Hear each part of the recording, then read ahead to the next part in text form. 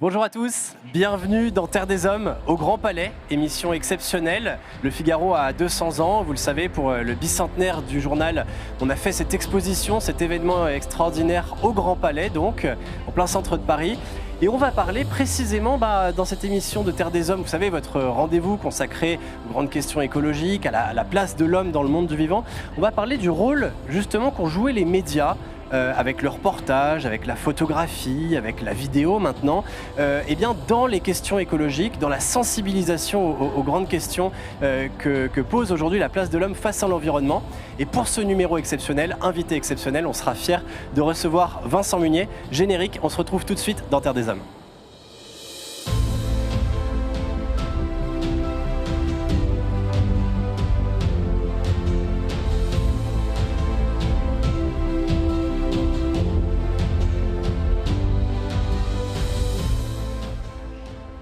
Et voilà, et autour de cette table pour Terre des Hommes, Vincent Munier, bonjour.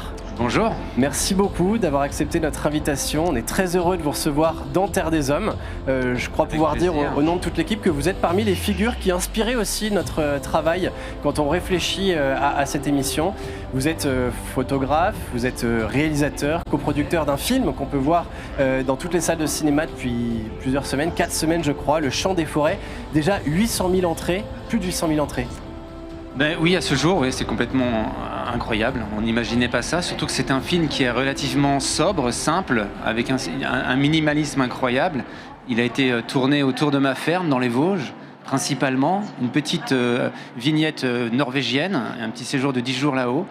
Et donc, on est vraiment surpris et en même temps rassuré, parce que finalement, c'est un film qui est là pour un peu apaiser, pour essayer de ralentir un peu et de partager un peu tout ce qu'on vit sur le terrain et dans la forêt en contact des bêtes sauvages. Et c'est vraiment comme ça, de fait, qu'on va le voir. C'est comme un moment de respiration dans des vies à 200 à l'heure. Et ce film est vraiment extraordinaire. Donc c'est un succès qui est à la hauteur du défi et du talent que vous êtes lancé. Vincent Munier, je crois que vous le connaissez bien. En face de vous, il y a Cyril Drouet. Cyril, vous êtes directeur des reportages et de la photographie pour le Figaro Magazine. Vous connaissez Vincent depuis longtemps, comme vous avez à cœur de connaître tous les photographes de talent que le Figaro Magazine publie régulièrement.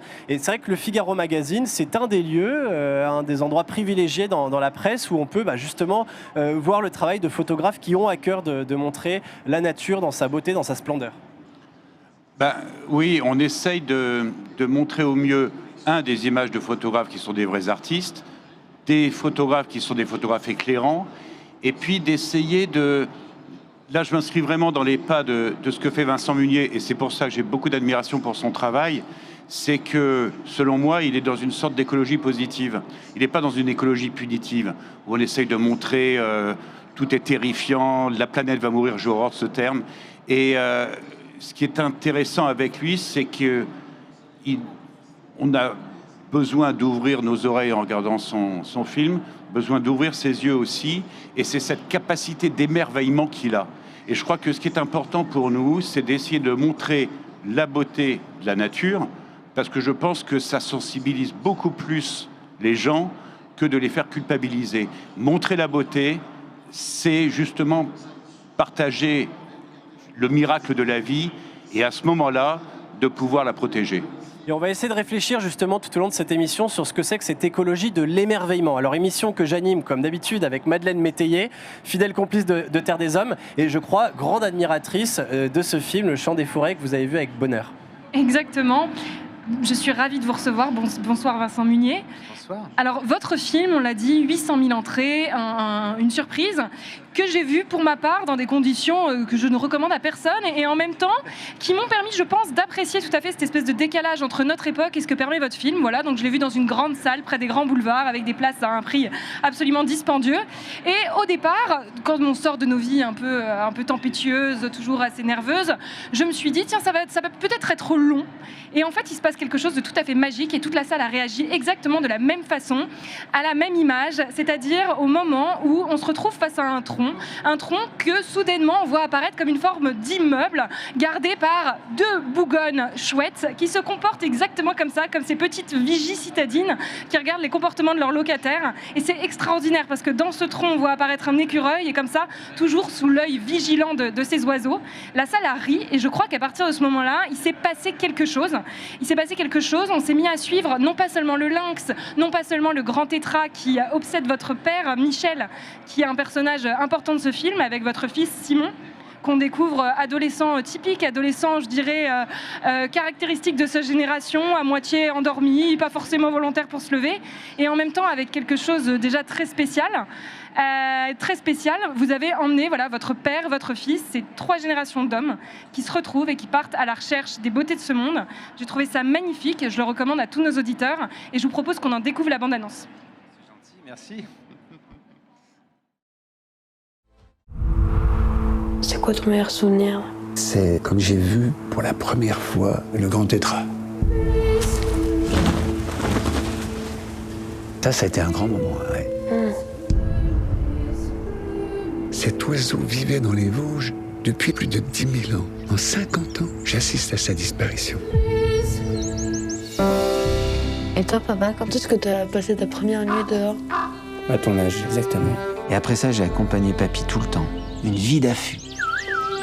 Il nous a sentis. Dirige par là, là. Les arbres aussi écoutent le chant des oiseaux, tu vois.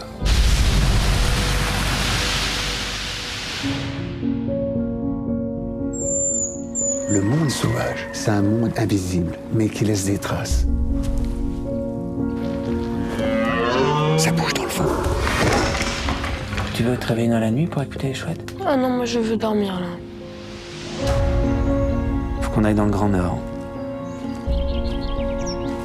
Et tu penses qu'on va revoir des tétras? On a des chances de les entendre, mais de les voir, c'est moins sûr.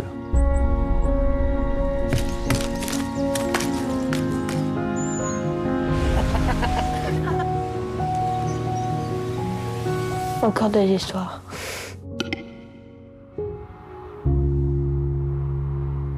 Voilà la bande-annonce de ce magnifique film de Vincent Munier, Le Chant des forêts. Alors, cette histoire que vous racontez, les personnages qu'on voit à l'écran, c'est votre histoire, c'est l'histoire de votre famille, votre père et votre fils, 3 hommes et 3 générations dans la forêt. Ce que l'on voit aussi, c'est une histoire qui n'est pas toujours heureuse.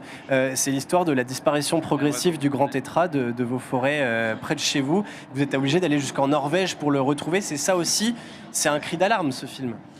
Et en même temps, mais comme l'a souligné Cyril, c'est vrai que moi c'est mon parti pris de poser mon regard sur la beauté du monde parce que mon père m'a initié à ça depuis l'âge de 12 ans. Donc à l'âge de Simon finalement dans le film. C'est pour la raison pour laquelle il y est présent. Et donc j'ai cultivé ça, c'est juste je pose mon regard, j'ai fait que ça depuis tout gamin, poser mon regard là-dessus, sur toutes ces bêtes qui sont assez silencieuses, ces êtres un peu invisibles, et il m'a appris à se cacher pour en découvrir quelques morceaux. Et moi, ça m'a nourri, c'est une nourriture, cette beauté, finalement, on ne s'en rend pas compte, mais inconsciemment, elle nous fait un bien fou, je pense intérieurement à chacun.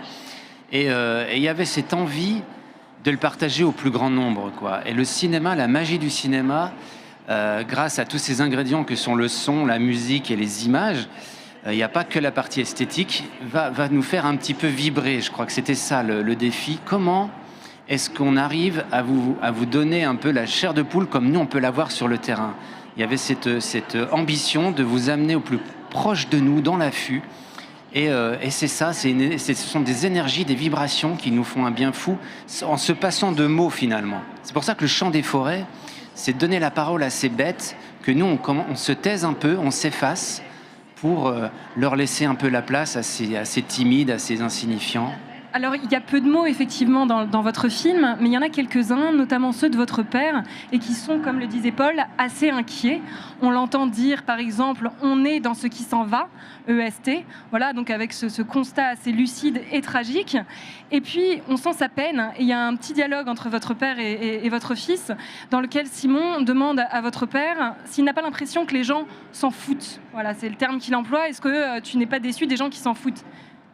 Mais voilà, moi je pense que ce qui nous affecte le plus, c'est ça, c'est comment se fait-il qu'on soit si peu nombreux affectés par la disparition d'espèces, par la dégradation de nos paysages. Regardez nos campagnes qui peuvent se dégrader.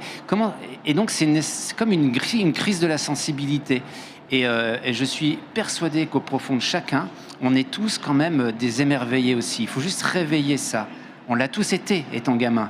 Mon père, vous voyez, il a ses yeux qui pétillent. Ça reste encore un grand enfant qui construit des cabanes et des affûts. Je trouve ça assez passionnant. Et c'est ça qu'il faut essayer de cultiver, et de ne pas être blasé et se nourrir de cette beauté qui est accessible finalement. Et là, on n'est pas sur les hauts plateaux du Tibet avec la panthère des neiges, on est avec des animaux, une nature de proximité aussi.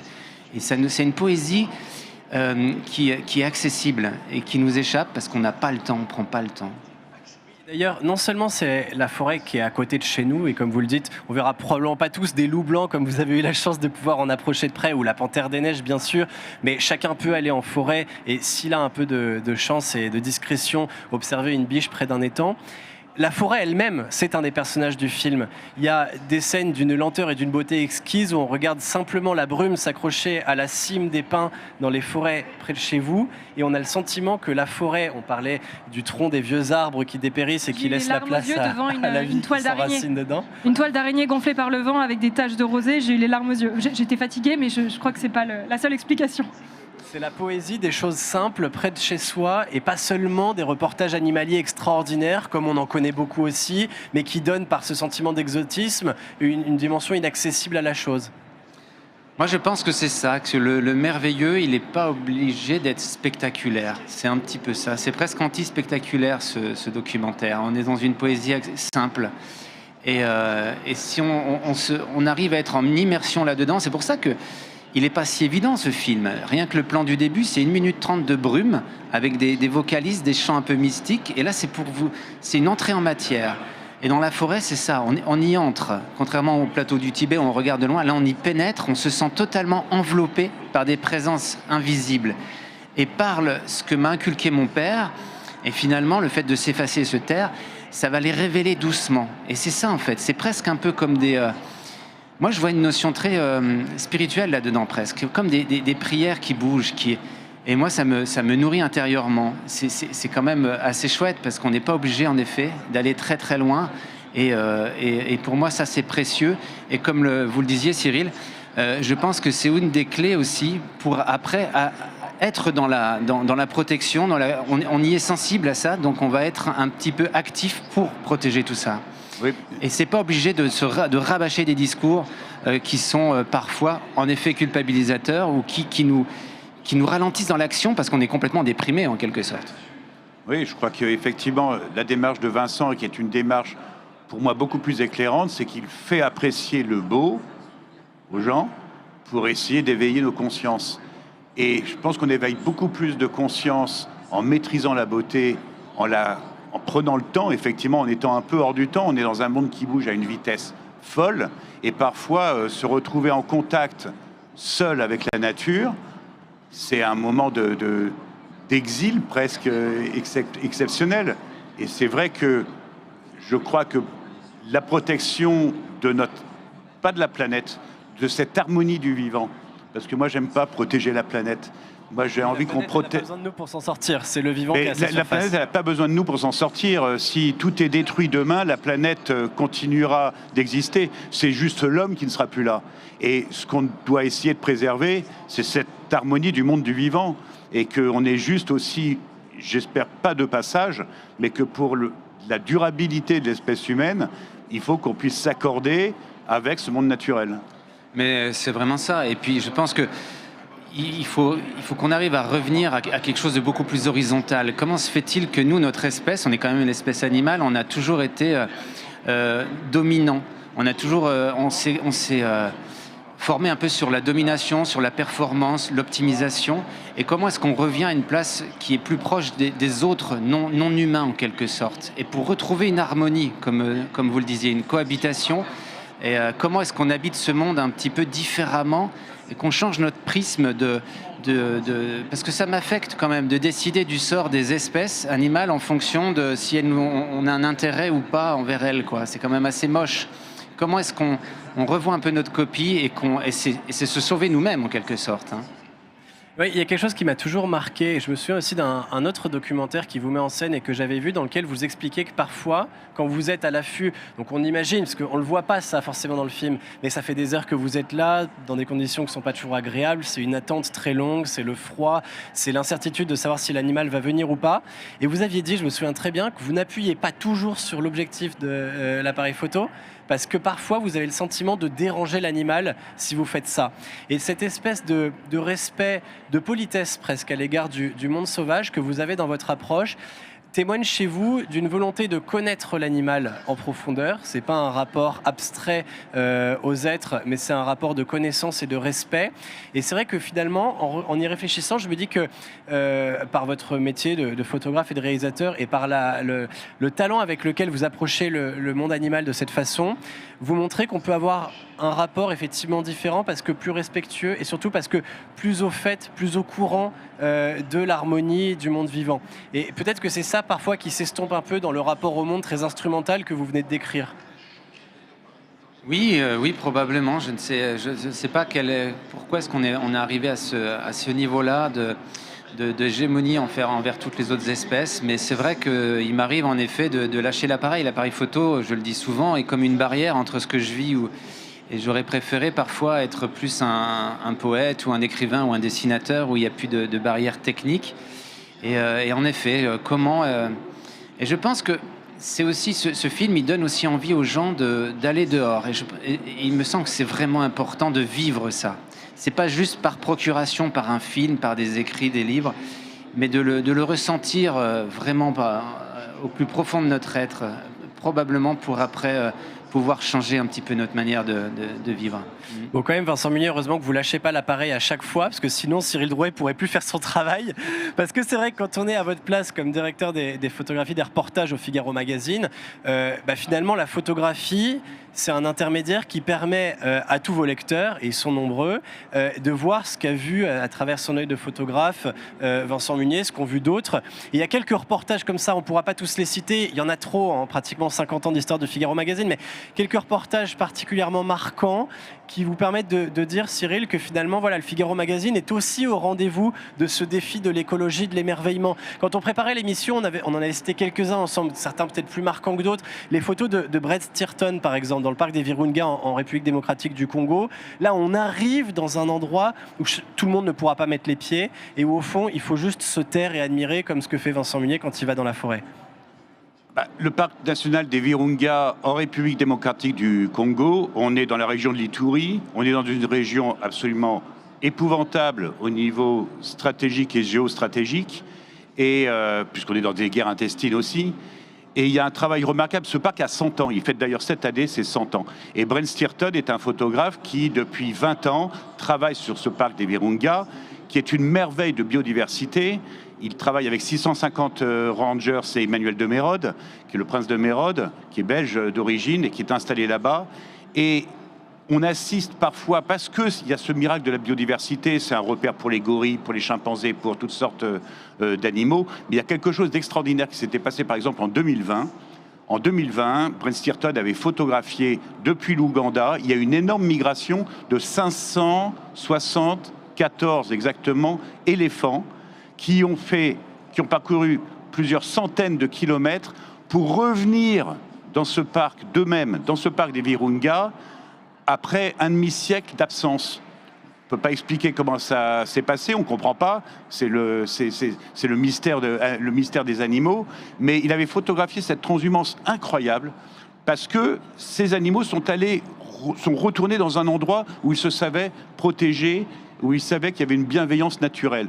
Et ça, voilà, c'est des petits miracles de la vie qu'on aime montrer, parce qu'on aime montrer dans le Figaro Magazine des artistes qui sont à l'image de Vincent Munier, des artistes qui nous apportent de la lumière. Et je crois que c'est important d'avoir de la lumière et de la compréhension du monde. Et c'est drôle parce que quand Brent Stearton a fait ce reportage, personne ne l'avait fait d'autre. Alors c'est quelque chose d'exceptionnel. C'est un miracle. Alors c'est quelque chose d'exceptionnel, c'est un miracle, vos films le sont aussi, vous avez envie de donner envie aux gens d'aller dans la nature. La question qu'on pourrait se poser, c'est comment faire en sorte que ces reportages ne témoignent pas de quelques réserves qui demeurent dans le monde, n'envoient pas les gens aller voir la nature finalement, mais permettent quand même de connecter, de lier. On parle du rôle des médias dans la transmission de l'amour du monde.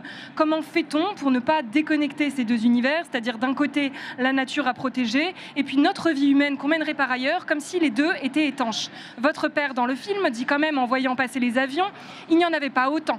Il n'y en avait pas autant, on voit bien que ces mondes se connectent. Comment fait-on pour ne pas simplement aller observer des réserves ? Cyril, peut-être d'abord. Tout simplement, par rapport à ce que disait Vincent Munier, c'est que les gens prennent de moins en moins l'habitude de se retrouver parfois seuls et en contact avec la nature. C'est une démarche assez facile d'aller en forêt. De même, quand on est parisien, d'aller en forêt de Fontainebleau, il y a des endroits absolument exceptionnels ou en forêt de Rambouillet où on peut se retrouver seul. Et c'est vrai, là, c'est une vraie reconnexion.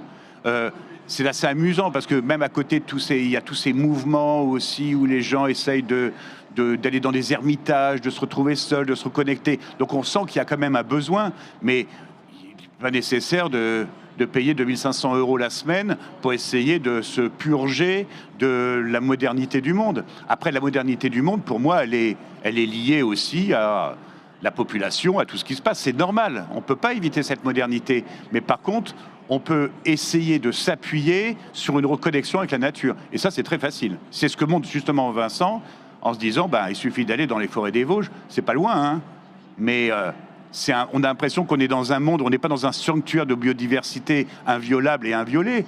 C'est un endroit où les gens peuvent aller. C'est juste à côté de chez nous. Vincent Munier, on peut être écologiste aujourd'hui sans être anti-moderne ? Oui, moi je le pense. Comment est-ce qu'on redevient un peu plus raisonnable ? C'est un peu ça sur l'avion. C'est vrai qu'il faudrait éviter de prendre l'avion comme on prend le bus. Il faudrait que c'est un caractère un peu exceptionnel. Mais là encore, loin de moi l'idée d'être moralisateur et de pas être dans une consommation peut-être en même temps du voyage et puis du merveilleux non plus. Il faut être attentif à ça. Mais là, vous soulevez aussi quelque chose qui est assez intéressant, c'est sur les réserves, quoi. Ça, c'est aussi c'est assez étonnant, mais je suis pas contre, loin de là. Je veux dire, à court terme, on est obligé de faire des réserves pour préserver un peu l'existant. Mais attention aussi, parce que parfois on dit, voilà, on va mettre la nature sous cloche et à côté on fait n'importe quoi, ou alors on continue. Et c'est peut être un peu à double sens. Il faut être attentif. On peut ramener aussi la nature en ville, là où on habite, et d'avoir une harmonie, ramener des oiseaux qui chantent dans nos villes, enlever un peu de béton pour revégétaliser. Donc il faudrait quand même qu'il y ait des corridors et que ce soit pas trop scindé, que ce soit deux milieux très étanches. Sans quoi, on va pas vraiment avoir une espèce de révolution intérieure de nos consciences pour cette cette cohabitation, cette harmonie dont on parlait au début. Alors Vincent Munier, on a voulu comprendre un peu comment fonctionne une existence comparable à la vôtre ou celle des photographes qui, comme vous, sont vraiment dans ce contact avec le monde sauvage. Alors on est allé suivre dans son quotidien un autre de vos confrères, Alexis Rosenfeld. Alors comme lui, il essaye de transmettre aussi à sa fille, Maloa Rosenfeld, eh bien, le goût de ce qu'il passionne. Camille Jaïr, notre reporter en chef tout-terrain de Terre des Hommes, est allé passer justement une journée avec eux en mer au large des Calanques de Marseille pour voir à quoi ça ressemble les coulisses de la vie d'un photographe animalier. On regarde.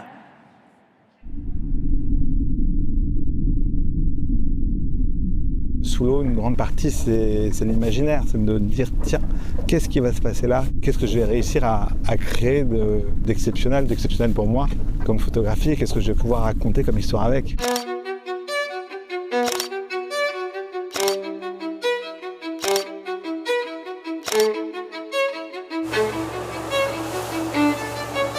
Je m'appelle Alexis Rosenfeld, je suis photographe. Je travaille sous l'eau essentiellement et depuis 2017, je mène des missions d'exploration avec l'UNESCO. Moi, c'est Maloa Rosenfeld, je suis la fille d'Alexis et je l'assiste dans ses missions depuis maintenant quelques temps. Alors là, on est à Marseille, exactement dans le 8e arrondissement, même si ça ne se voit pas du tout. Et on va se diriger vers la fosse de Cassidane, dans le parc national des Calanques. Parce qu'on commence un grand projet qui va durer plusieurs années sur ce canyon, un canyon géant un peu comme le Grand Canyon et qui est un endroit assez mystérieux pour moi que j'ai envie d'explorer. Je suis fasciné à chaque fois que je plonge, ça c'est certain. Parce que c'est un autre monde.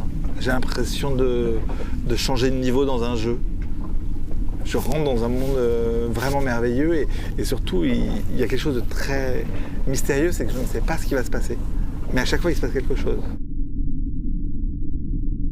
On a vu ici des grandes banques mélicéphales, il y a des cachalots, il y a des dauphins. C'est vraiment un endroit assez merveilleux, à quelques encablures du port de La Ciotat et du port de Cassis. Et les gens, ils n'imaginent pas qu'à portée de main, il y a autant de vie absolument incroyable. Et en fait, on se rend compte que si on va dans les écoles et qu'on demande aux enfants où ils peuvent voir des dauphins, des cachalots, des baleines, voilà, ils n'ont pas idée qu'à une demi-heure ou une heure en bateau, finalement, ils peuvent trouver ça. Donc je trouve ça assez chouette aussi de mettre en avant ce côté proximité.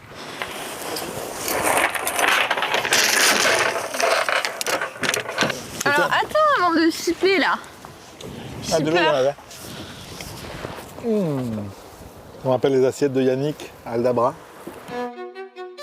Une des grandes missions qui m'a marqué sur le temps qu'on a passé et ce qui a été partagé avec l'équipe, c'est en Afrique du Sud, cette grande migration du vivant.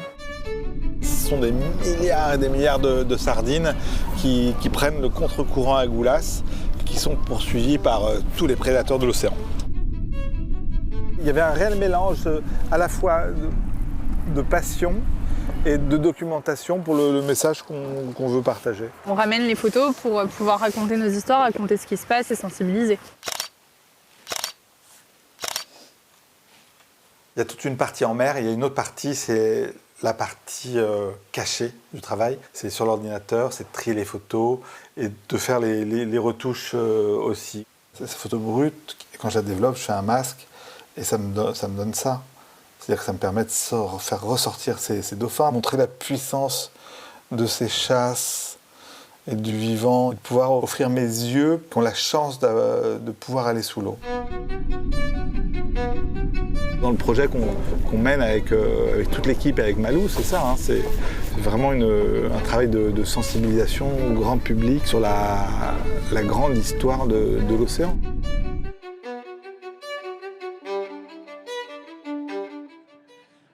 Voilà, très beau reportage de Camille Jaïr à Marseille, dans les Calanques de Marseille, avec Alexis Rosenfeld et sa fille Maloua.